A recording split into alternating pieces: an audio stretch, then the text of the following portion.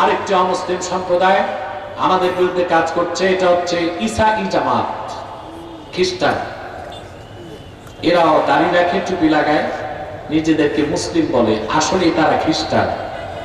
এদের পুরো নাম হচ্ছে ঈসাই তরিকাভুক্ত মুসলমান, আগতি খ্রিস্টান।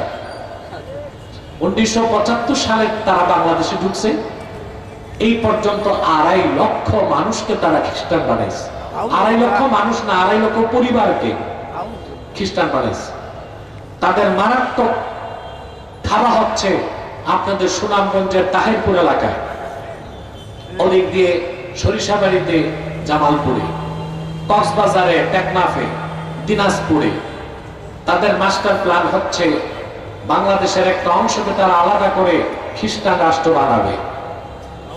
এবং গ্লোবাল পলিটিক্স যদি আপনারা পড়াশোনা করেন, এখন দেখা যাচ্ছে বিষয়টা ওই দিকেই যাচ্ছে, যেটা আমি 10 বছর আগ থেকে সতর্ক করে এসেছি। আপনারা কিছুটা আভাস এখন পাচ্ছেন না? বাকিটাও দেখবেন। এই ঈসাই জামাতের বিরুদ্ধে খ্রিস্টানদের এই ছদ্মবেশী ধোঁকাবাজ দল থেকে সাবধান। তৃতীয় আরেকটা ফেরকার কথা বলে দিই, এটা হচ্ছে হিজবুত তাওহীদ। এটা আসলে হিজবুত তাওহীদ না, হিজবুত শয়তান।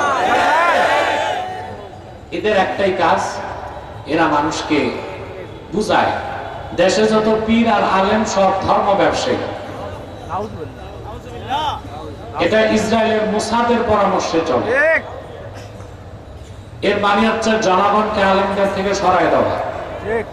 আপনারা জানেন যে বকরির পালের কোনো রাখাল নাই, ওই বকরি যায় বাঘের পেটে।